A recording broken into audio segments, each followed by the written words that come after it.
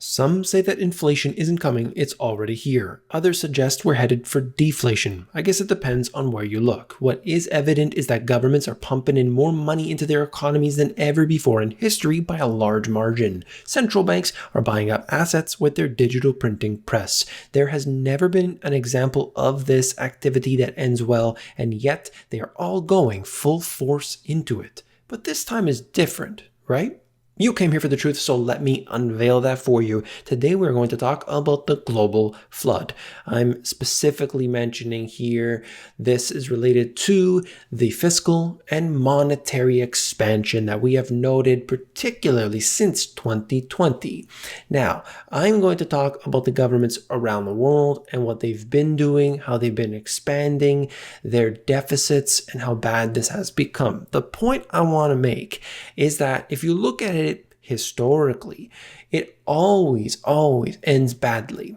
But you see this happening in the way that they're doing today, all at the same time. We've never seen that before. The world is so in sync because of what's happened with globalization, because of the dependence on each country. Nothing like this can ever be compared to. So this is a monetary and fiscal experiment that has gone far beyond what the pages of history can teach us. But the little bit that we do have when we drill down on the national level, it's not good. So this could be much worse. I wanted to start today by looking at the central bank and specifically the ECB. It's important to see what's happening in Europe and look at that, compare it to the other central banks, and we realize it's basically the same game plan, and that's not a good thing. Christine Lagarde calls rising bond yields undesirable as the ECB steps up purchases to soothe the market. That's right. When you have a problem, what do? You print money. No matter what that problem is, it can always be solved by printing money. Well, at least according to the central bankers. The ECB wants to make sure that they can soothe the market, that they can take care of any little bit of disturbance, and they react very quickly. Why? Because that gives them a chance to buy up these assets with fake fiat currency. At the bottom here, you can see the Eurozone Central Bank left its bond buying envelope at 1.85 trillion euro. That's $2.2 trillion.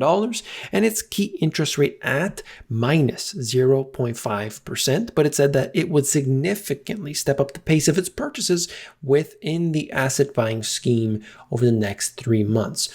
They have all of them have done this, but for the ECB, they have expanded their balance sheet significantly from 2020 and beyond. And if you saw what happened throughout 2018, of course, most of the central banks around the world had started to either slow down their purchases or stop them altogether. Maybe they were weaning off in some cases, like the Federal Reserve.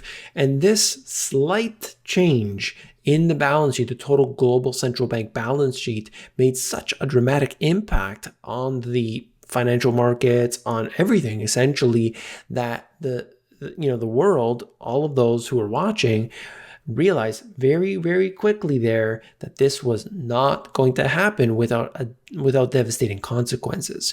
So of course, what are they doing today? They're expanding, but the effect of that, it's always requiring more and more stimulus required to get the same output. And that is an unsustainable model.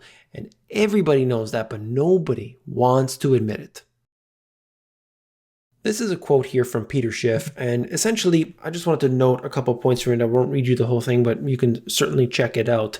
Essentially suggesting that what we have today is a maximum bubble that's been created by the governments, created by the likes of the Federal Reserve and so on, where they've been pumping all of this money in. But the US doesn't even make the stuff anymore. So you can't fund that by simply printing up a bunch of currency. You need to produce. That's the way that you have a real economy, but that doesn't happen anymore. That doesn't happen. And why? Because all of those jobs have been shipped offshore. And this has been very profitable, of course, for these big multinational conglomerates that do this.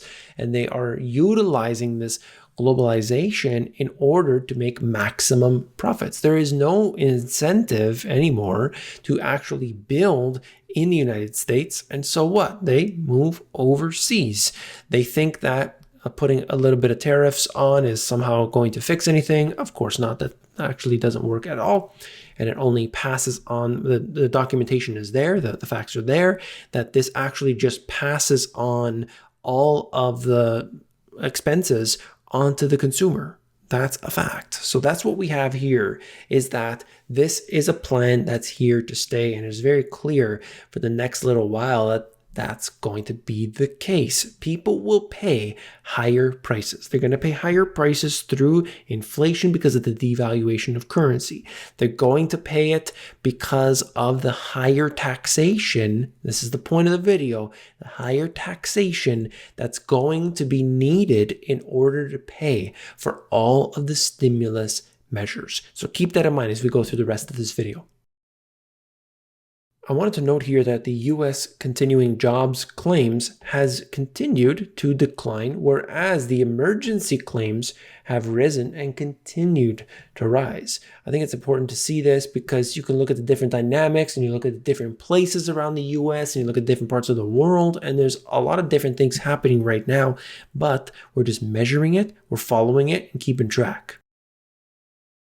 There are now 20 million people. The number is continuing to surge. 20 million people who are getting some sort of, these different emergency claims, benefits, and so on. This is not a good sign. Who knows? It might taper off and then you start to see that coming down a bit. I don't know what's going to happen, but all I know is that 20 million people are relying on the government today just to survive. And yet you have they call it the phony numbers. Even Jerome Powell himself admitted, and it's clear, it's documented, that the 6.2% unemployment rate in the U3 is completely false. And it is falsified if you see the way that they came up with the statistics. The Labor Department themselves admitted that those numbers are not accurate, and yet those get pushed out there. What about the people who are underrepresented right now? This is terrible for them because that number doesn't do it justice. And it's unfortunate that the sheer amount of people who keep spewing that out is just repeating that. And unfortunately, that echo chamber is not good for anybody. Canada GDP collapse reveals how Trudeau's debt binge went awry. And you're looking here at the economy shrank the most since the 1940s as people hoarded money. Government's fiscal capacity has deteriorated spectacularly. And that's really the one I wanted to mention further down here to show you the full quote. But I think it's important to note that most people don't know what's going on underneath the hood. They have no clue. All they know is that Trudeau has fantastic hair. And that's what's really important about this because, quite frankly, nobody's ever going to learn. In Canada, the concern is more acute because the money the government borrowed to finance stimulus programs contributed to one of the biggest increases in debt among advanced economies. Total public and private debt rose about 50 percentage points to 353% of the GDP as of the end of the third quarter. That is absolutely ridiculous, but they don't care because this is what's happening. We need to help everybody, so we're going to go into this deficit spending, and it's just free money anyway, so why not? Is that really what people think? You don't think that the taxes are going to increase dramatically on everything? On everything.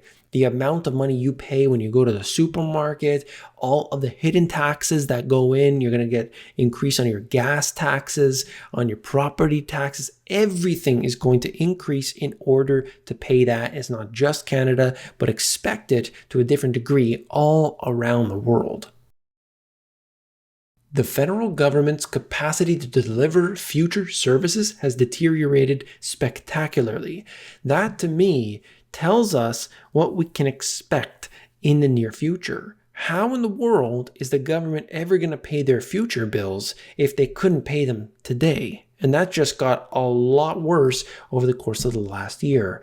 Well, they have one option, and that's to grow at a level that we've never seen before. But we know that really isn't the case, particularly in Canada, where the market, the red hot real estate market, residential side specifically, 9% of the jobs are surrounding that. And you see the, of course, the other jobs that are not directly connected, but they rely on that as well. This number is much higher, and that's residential real estate alone.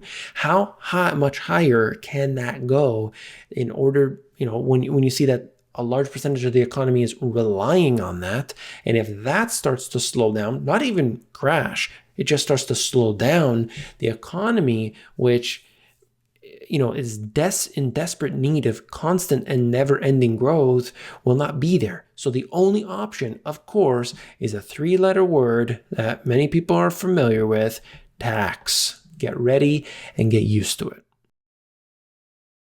I've been talking about the internal migration flows, and specifically we noted a lot of people coming out of New York into Florida. You're seeing people leaving California, moving into places, let's say Arizona or wherever. What I noted here, in Texas as well, what I've noted here is some different information. So this is the first I've seen of this, and I just wanted to bring it to you, and I'll follow up in later videos. Home buyers are heading to Florida, but nearly as many are moving out. Thanks to hurricanes, heat, and red-hot home prices, the state's population growth hit its lowest rate since 2014. Interesting to say the least, okay? So they talk about, these personal instances, and these people, they moved in and then they moved out a few months later. I just wanted to show you that. I'll get you the official numbers in a later video, but I just think it's interesting to see what has been happening in Florida, because it's a very different case from an area like New York. So we can never just generalize on the nation as a whole. There's obviously going to be local economies that some are doing better, some are doing worse. Real estate in one place is good, real estate in one place is very bad. You look at the commercial side, residential side, there's so much to it. But of course, this is just something I wanted to bring to you, and we'll move on. Lumber prices to extend surge as North America shortfall deepens. This is continuing. I'm not going to harp on about it. I cover it a lot. I told you multiple times before, you got to buy 7 2x4s, because this is the key to success, not 7 shares of Amazon. Mentioned it many times how this is obviously a joke, but at the same time, this is something that we noted would be very clear, very obvious as inflation increases, as the supply chain problems are still apparent. This is going to put a pressure on all of these different commodities. As a result, home prices are more expensive. New builds, any sort of construction and so on is going to take a lot more money, and that puts less in the pockets at the end of the day, less in the pockets of the consumer and more in the business owners. So we'll see, of course, what happens with that. I think there's much more to it than that, but I'm just trying to generalize here, looking at the price of lumber being one that has been a very, very hot topic. High fertilizer prices could last through the spring.